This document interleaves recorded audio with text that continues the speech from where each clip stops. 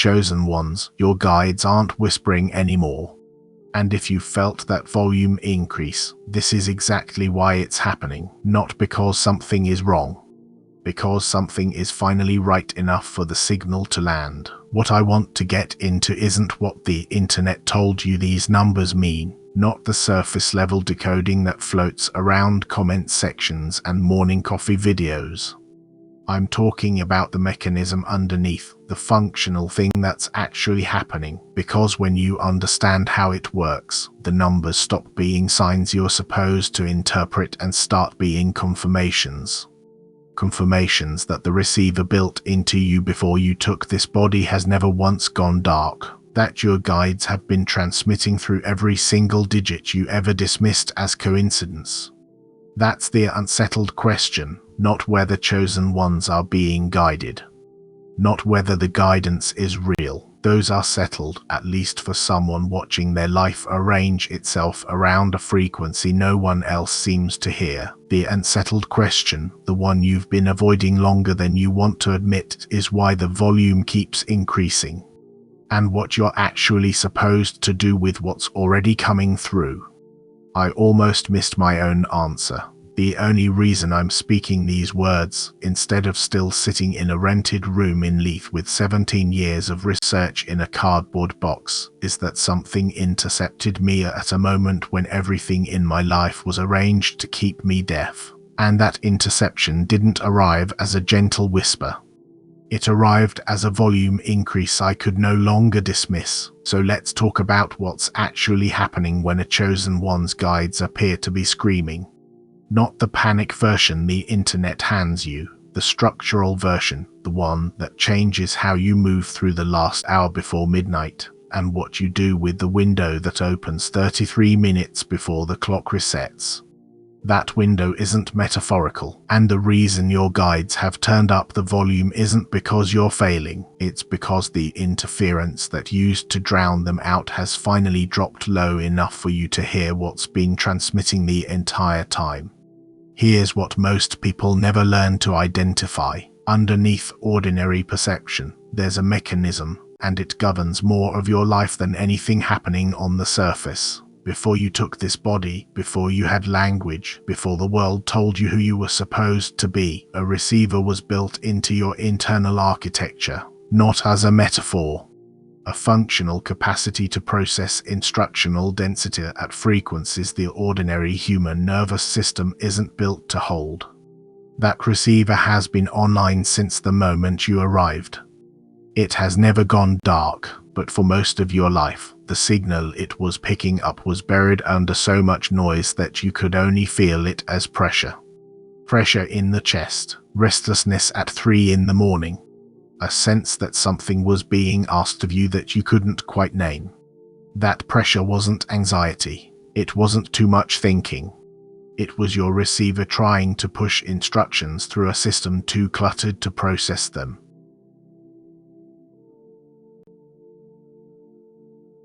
What's happening now, in this season, in this specific window of your life, is that the clutter is being cleared.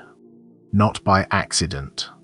By design. The relationships that used to drain you have quietly fallen away. The environments that once occupied all your bandwidth have become intolerable. The old distractions don't work the way they used to. You've noticed this. You may have called it loss. It's neither loss nor punishment. It's the noise floor dropping low enough for the signal to finally become audible. And when a signal becomes audible after years of being buried, it doesn't arrive as a suggestion. It arrives as something that feels like screaming, but the volume was always there. You're just finally positioned to receive it. Pause. I was 34 when I first understood what that positioning actually costs. I'd spent years inside an institution that trained me to do the opposite of listening. The academic framework I lived inside was built on the assumption that truth arrived through methodology, not reception. I was trained to verify, to cite, to build arguments that could survive peer review. None of that prepared me for what started arriving outside the boundaries of anything my discipline had language for. The dreams. The physical sensations in rooms with no explanation, the knowing, the specific texture of knowing that arrived before evidence and turned out accurate more often than anything I could prove on paper. I buried most of it. The structure I lived inside had no category for a grown man who felt atmospheric shifts before storms, or woke at the same hour every night with instructions he couldn't source. But the receiver doesn't shut off because you refuse to acknowledge it. When a chosen one ignores the signal long enough, the signal finds other channels. It speaks through the body, through circumstances, through the very things you're trying to avoid. So I want to ask you something directly. When was the last time you noticed a synchronicity and immediately dismissed it as coincidence? When was the last time a number appeared on a clock or a license plate and you told yourself it didn't mean anything? That dismissal, it's a mechanism. One that was taught to you, and it's the first thing that has to be unlearned if you want to understand what's happening during that specific window, the one that opens when 33 minutes remain before the day resets. That number isn't arbitrary. In the framework that governs Chosen One's architecture, 33 is the master number of supreme structural alignment. It marks the point where the receiver and the signal become one operation instead of two separate functions. When you see 33 minutes remaining before midnight, you're not looking at a clock. You're looking at a threshold, one that opens into a window most people sleep through every night of their lives. The window isn't about exhaustion, it's about interference. During the day, your nervous system is flooded with input, the collective frequency of everyone around you, the demands of the visible life you maintain, the electromagnetic noise of every device pressing in from every direction. All of that clogs the receiver. It doesn't damage it. The receiver is indestructible, but it layers so much static over the signal that you can't separate instruction from noise. When was the last time you noticed something, a coincidence, a number on a clock, a repeated sequence on a license plate, and talked yourself out of it before the thought even finished forming? That dismissal didn't come from nowhere. It was taught to you, and it's probably the single biggest thing standing between you and what's actually been trying to reach you, specifically during that window. The one that opens when 33 minutes remain before midnight. That number isn't random. 33 carries a particular weight in the architecture of sacred numerology. It's the point where the receiver and the signal stop being two separate things and start operating as one. When you see 11:27 on a clock, you're not just checking the time. You're standing at a threshold. One that most people cross in their sleep every single night without knowing it. The window isn't about being tired. It's about interference. All day, your nervous system is absorbing everything, other people's frequencies, the noise of the life you're maintaining, the constant low hum of screens and devices and demands. None of that breaks you, but it layers so much static over the signal that you can't tell the difference between instruction and noise. As the day winds down, something shifts. The collective goes quiet. The demands ease off. The devices get set down. And as that external noise drops, something in you opens. The brain moves out of that sharp, analytical state and into slower rhythms. Alpha, theta. The frequencies where things arrive whole, not assembled piece by piece. At 33 minutes before midnight, the noise floor hits its lowest point in the full 24 hours, not because of anything mystical, because the world around you has finally gone quiet enough for your receiver to work without fighting through interference. Your guides have been transmitting all day, all year, your whole life. But this is the window where it can actually land. Most people expect that landing to feel peaceful. Sometimes it does when the message is simple, when the adjustment is small, when your system can absorb the correction without much disruption. But when the message isn't small, when what's coming through requires your whole architecture to reorganize, to hold something it hasn't been built to hold yet, it doesn't feel peaceful. It feels loud. Not because anything is wrong, not because there's panic on the other end. The volume is a function of density. There's more information in the transmission than your conscious mind knows how to sort, and your receiver pushes it through at full capacity because the window is open and it won't stay open indefinitely. Here's where I think most people get this wrong. The world teaches you that spiritual urgency means something is closing in on you. A deadline. A threat. Act now or lose the chance. That's not how this works. The window is real, but it opens according to your readiness, not some punishment schedule. Miss one window, another opens. The transmission keeps going. But every missed window is time spent below the frequency you were built to carry, and your guides know what's waiting on the other side of this threshold. That's why the volume keeps rising. I know this because I lived the alternative. Spring of 2004, I was sitting at the kitchen table of my flat in Portobello, Edinburgh, with a borrowed mini-disc recorder. I had 12 sessions of ancestral healing work that I had known for years, were meant to leave my body and go out into the world. I recorded the opening words of the first session, 90 seconds. Then I stopped, ejected the disc, and put it in the same drawer as my father's letters. I told myself I was being responsible, that the work needed more grounding, more verification. What I was actually doing was what happens when the signal gets loud and the instructions feel too large for the life you're currently living. I was hiding. Not from the work itself. From the cost of releasing it. That disc stayed in the drawer for over a year. 365 windows. 365 nights where the transmission was coming through and I stayed on the wrong side of it. My guides didn't punish me for that, but they didn't stop transmitting either. The volume kept climbing, the synchronicities kept stacking, the pressure in my chest didn't ease. And when I finally pulled the disc out and finished what I'd started, something became clear that hadn't been before. The screaming isn't a warning, it's a delivery, and the only question is whether you're going to receive it. You're probably recognizing this in yourself right now. That restlessness at night, the pressure that doesn't have a clean explanation, the sense that something is being asked of you and you keep almost hearing what it is. That's not malfunction. That's the transmission trying to land in a system that's finally quiet enough to receive it.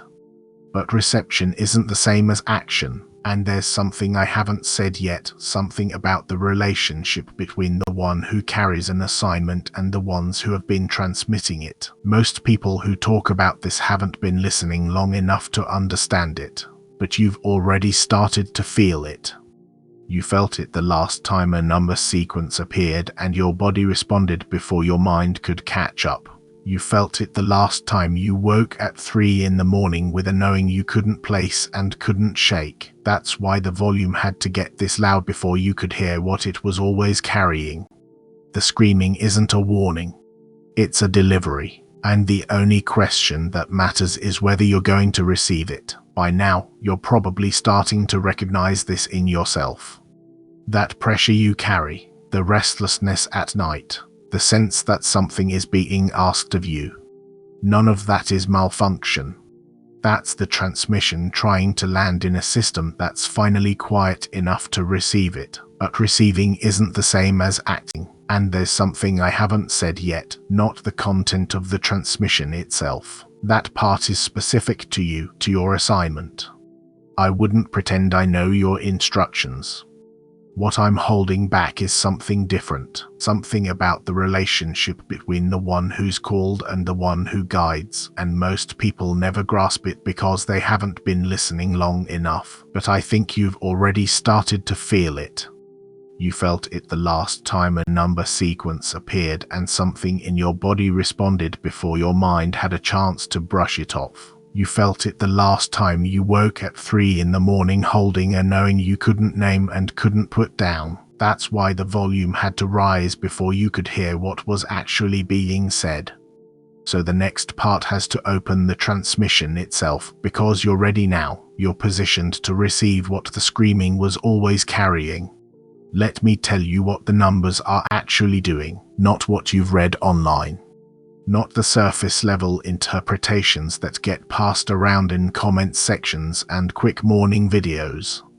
I'm talking about the mechanism underneath, the functional thing happening when a number shows up. Because once you understand the mechanism, the numbers stop feeling like signs you're supposed to decode.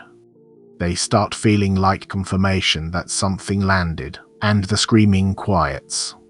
Not because the transmission stopped, because you finally recognized it for what it was. I've been tracking synchronicity patterns for 28 years. Not casually. Not as a weekend interest. 28 years of logging what happened in the physical world within hours of a specific internal nudge, a dream that didn't fade by noon, a number sequence that arrived at a moment too precise to dismiss. And what I can tell you, what I'm certain of, is that the system is consistent. It isn't random. It isn't confirmation bias dressed up in spiritual clothing. It's a functioning communication architecture, and you were built with the receiver already inside you. The question was never whether the transmission is real. The question is whether you've learned the language it speaks. Take 111. You know the standard read, new beginnings, alignment, the universe giving you a nod. That's the surface. Underneath it, 111 isn't a message. It's a handshake. It's the initial ping a network sends when it's trying to establish a connection. When you see 111 repeatedly, not once, not twice, but across 3 different contexts in a single day, what's happening isn't that the universe is winking at you. What's happening is that your receiver has just come back online after a period of static, and the transmission is running a check to confirm the signal is clean. The 111 is the system saying connection established. It isn't telling you something new. It's telling you the channel is open. And that distinction matters. Because if you treat the handshake like the message, you miss the transmission entirely. I learned this the hard way. Autumn of 1999. I was 3 years into a research fellowship at the University of Edinburgh, tracking what I was then calling coincidental pattern recurrences. I didn't yet have permission to call them synchronicities. I was still trying to make the data fit a framework that wouldn't get me laughed out of faculty meetings. And for 6 consecutive days, I kept encountering the number 47, not glancing at a clock at 4 to 7 minutes past. That's the cheap version. I mean 47 appearing across 3 unrelated categories within the same 12-hour window. A page number in a book I pulled randomly off a library shelf. A seat number on a train ticket for a journey I hadn't planned. The age of a man who sat beside me in a lecture and said something about his father that landed in my chest like a stone I'd been carrying for years and only just recognized. 6 days, 18 distinct 47 events, and I did nothing with any of them.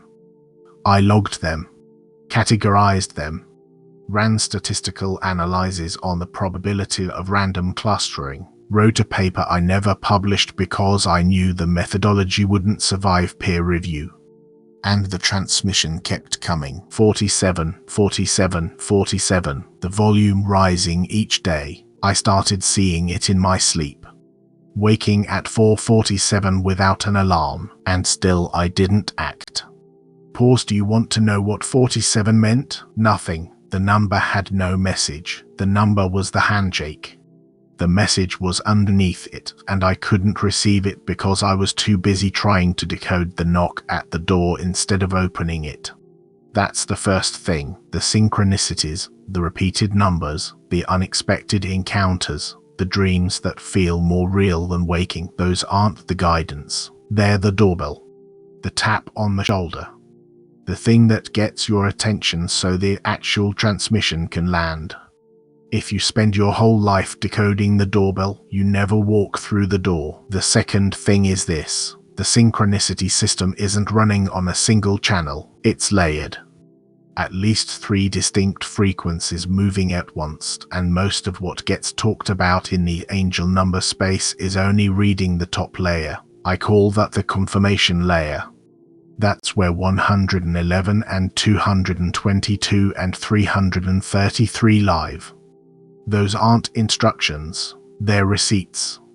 They arrive after you've already taken a step, already made a decision, already shifted something inside yourself to confirm that the shift registered. Confirmation synchronicities are the easiest to track because they're the most visible.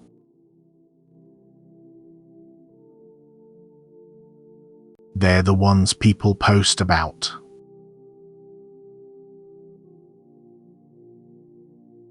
But they are not the ones that change your life. 6 days.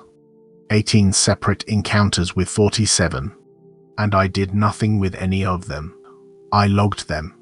Categorized them. Ran the statistics on random clustering. I even wrote a paper, one I never published, because I knew the methodology wouldn't hold up. And still it kept coming. 47, 47, 47. The frequency was building. I started seeing it in my sleep. Waking at 4:47 in the morning without an alarm, and still I didn't move on it. You want to know what 47 meant? Nothing. The number itself meant nothing. It wasn't the message. It was the handshake. The message was underneath, and I couldn't receive it because I was too busy trying to decode the handshake instead of listening to what it was opening.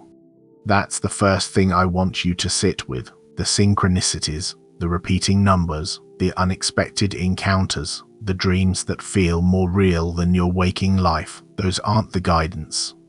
They're the doorbell. They're the tap on the shoulder. They're what gets your attention so the actual transmission can land. And if you spend your whole life trying to decode the doorbell, you never walk through the door. The second thing is this: the synchronicity system doesn't run on a single channel, it's layered. There are at least 3 distinct frequencies moving at the same time, and most of what gets talked about in this space only touches the top one. I call the top layer the confirmation layer. That's where 111 and 222 and 333 live. Those aren't instructions, they're receipts. They show up after you've already taken a step, already made a decision, already shifted something inside yourself to confirm that the shift registered. Confirmation synchronicities are the easiest to track. They're the ones everyone posts about.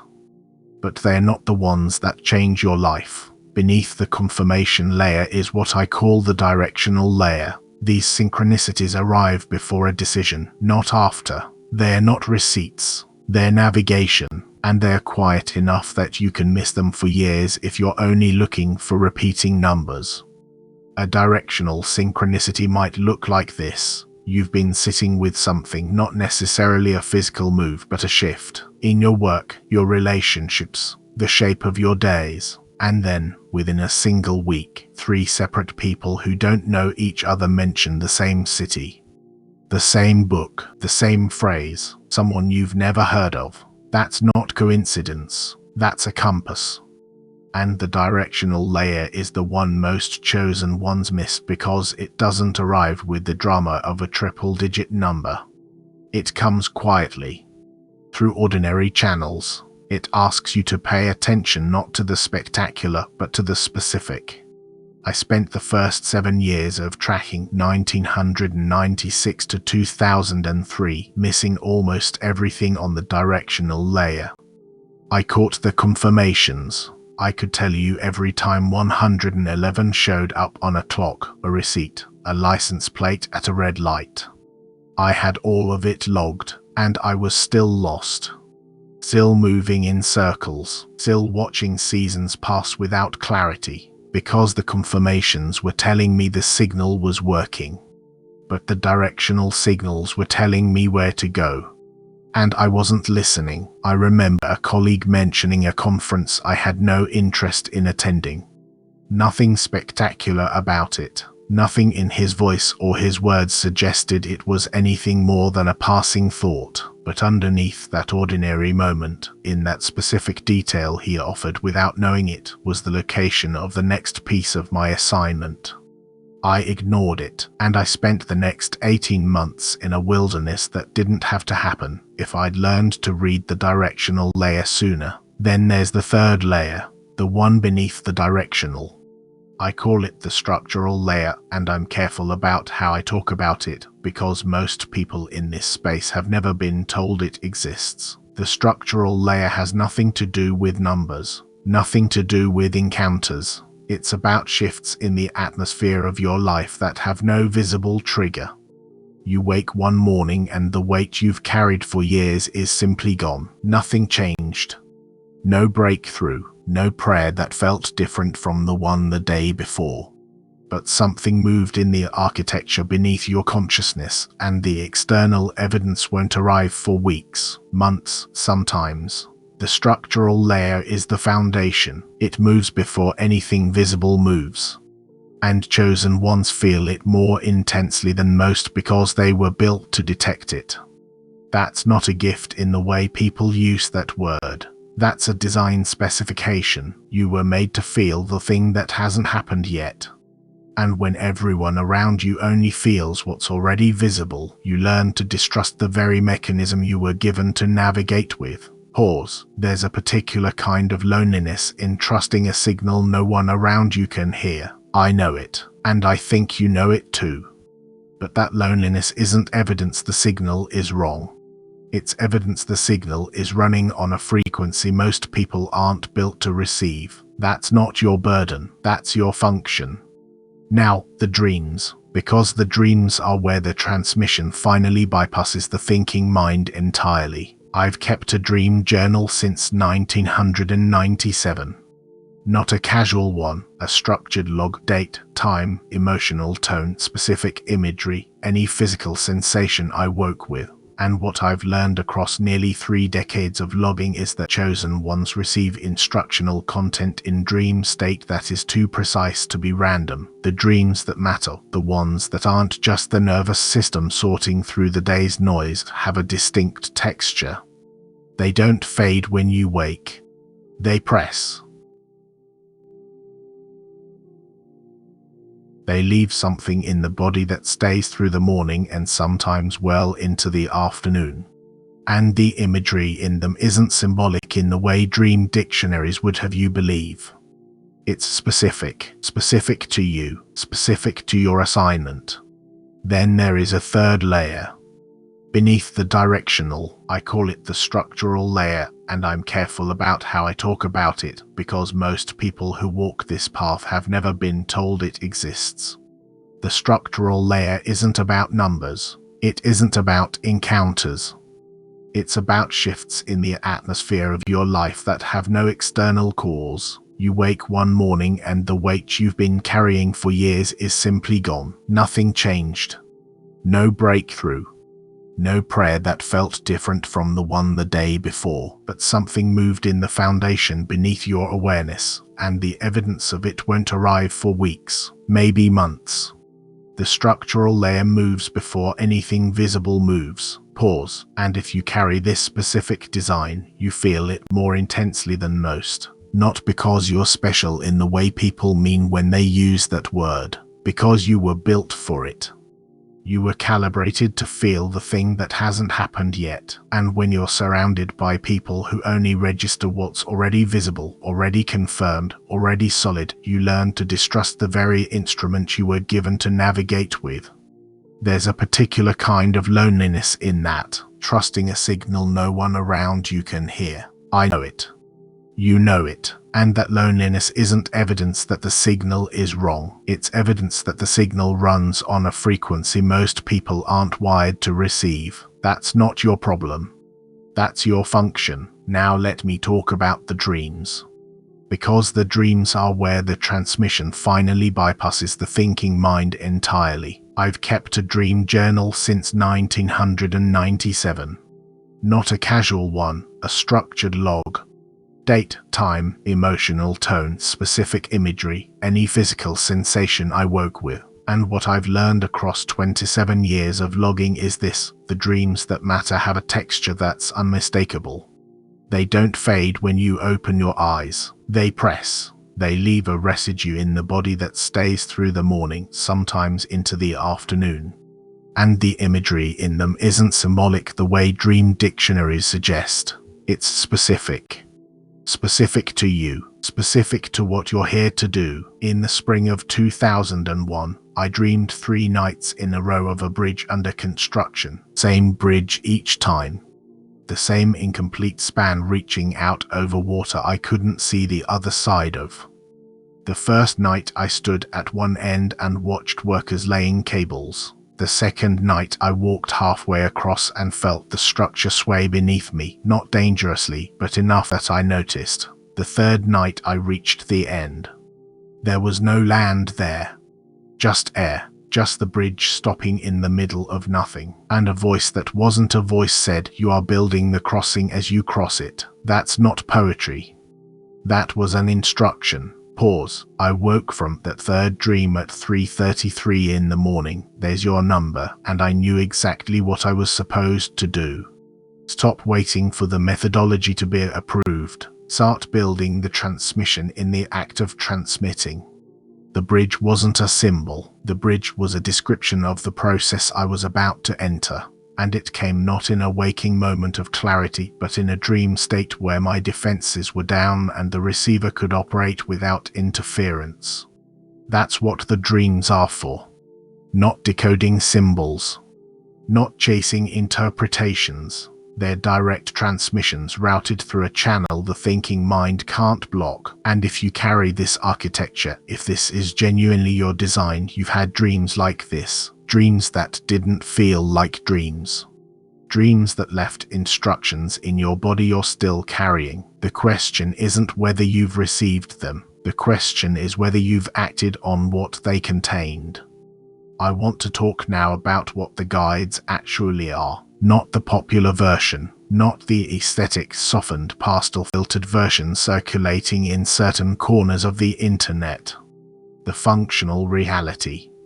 Your guides are not separate entities. They're not beings outside you who watch your life and step in occasionally. That's a simplified understanding of something far more precise. The guides are extensions of your own consciousness, the part of you that was never compressed into a body, never bound to linear time, never limited to what your 5 senses can process. They're not other.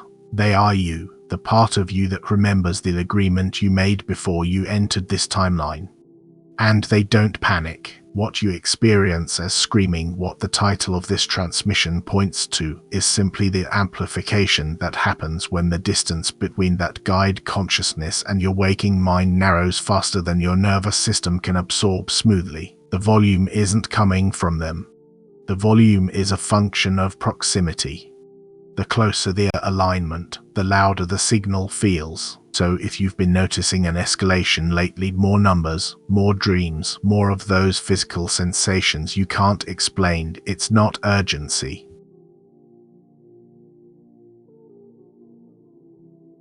It's not desperation. It's that you're closer to the frequency than you've ever been, and the channel is opening faster than your system was prepared for. That's why stillness matters, not as a spiritual practice, as a structural requirement. When the transmission intensifies, you don't scramble.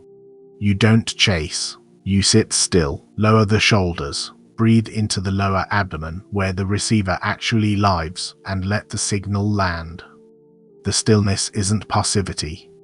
It's the most active thing you can do in a moment of high-frequency reception. It's the difference between catching something fast-moving and being knocked flat by it. The guides don't need you to perform. They need you to be stationary enough that the transmission can settle without interference. Act after the download completes, not during it, not in panic because the intensity is high. The intensity is not error. Pause. The intensity is proximity. I want to talk about what guides actually are, not the version you've seen packaged in soft colors and aesthetic fonts. The functional reality. Your guides are not separate beings.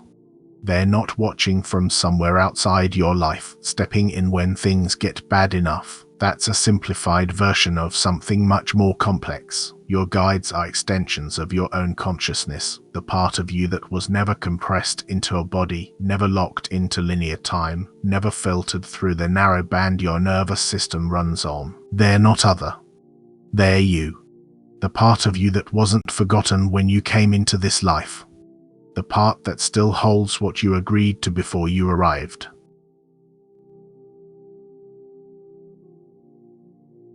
And they don't panic.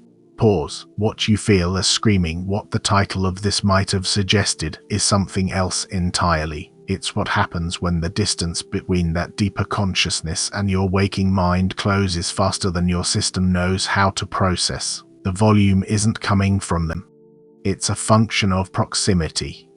The closer the alignment, the louder the signal. So if you've been noticing things escalating lately, the numbers, the dreams, the feeling in your chest that's hard to name, it's not desperation. It's closeness. The channel is opening, and it's opening faster than you were ready for. That's why stillness matters. Not as a practice, as a requirement. When the signal intensifies, you don't chase it. You don't pace the room. You sit, you lower your shoulders, you breathe into the lower belly where the body actually receives. You let it land. That stillness isn't passive, it might be the most active thing you do. The difference between catching something moving fast and being knocked over by it. Your guides don't need a performance. They need you stationary enough that what's coming through doesn't scatter on arrival. Lower the shoulders. Breathe, receive. Move after the transmission settles, not during it, not because the intensity scared you into motion. The intensity isn't a warning. It's proximity. Now, the 33-minute window. I want to be specific about why it works. The reason transmission tends to intensify around 11:27 p.m. has nothing mystical about it. It's structural. That's the point in your sleep cycle where the brain starts moving out of beta, out of the analytical, filtering, categorizing state, and into alpha and theta. The part of your mind that screens every experience through what you've been told is possible starts to quiet. External noise drops. The collective field settles. And suddenly there's room. Room the signal has been waiting for all day. Your guides aren't more active at 11:27 than they are at noon, but your defenses are lower. The signal-to-noise ratio shifts. That's the window. And the number 33, what some call the master teacher number, isn't powerful because of any magic in the digits. It marks the point in that cycle where the internal teacher, the consciousness that is already you, finally has enough quiet to deliver what it's been holding. The number is a marker. When you align your receptivity to it, you catch what was already on its way. There's a moment when you know the transmission has fully arrived. It's physical. It's measurable. It's that involuntary breath, the deep sigh that empties your lungs completely, the kind you can't force and didn't plan. That's not relaxation. That's your nervous system releasing the charge it was holding while trying to process something it didn't yet have the bandwidth to contain. The pressure that had been sitting in your chest, your throat, the back of your neck, the tension you'd been calling anxiety or stress, or just the weight of your life, it releases. And the breath comes out. That's your receipt, not the clock reading 3:33, though some of you will catch that too. The real confirmation is the body putting something down that it was never built to carry. You didn't put it down. It was taken. The transmission landed, and what had been pressure is now stillness. Something arrived. Pause. That's what answering looks like. And answering isn't a decision. It's a posture. Shoulders lowered. Breathing deep. The transmission isn't coming. It's already here. The screaming was never panic. It was proximity, and you're close enough now to feel it. But proximity isn't the same as reception. You can be close enough to feel everything and still not be taking in what the signal is actually carrying. The difference between the two comes down to one mechanism, something the guides can't operate for you, something no number sequence can replace. I'm going to tell you what that is, but first, you need to understand why proximity has a cost. The signal has been waiting for all day. Your guides aren't more active at 11:27 than they are at noon, but your defenses are lower. The signal-to-noise ratio shifts. That's the window, and the number 33, what some call the master teacher number, isn't powerful because of any magic in the digits. It marks the point in that cycle where the internal teacher, the consciousness that is already you, finally has enough quiet to deliver what it's been holding. The number is a marker.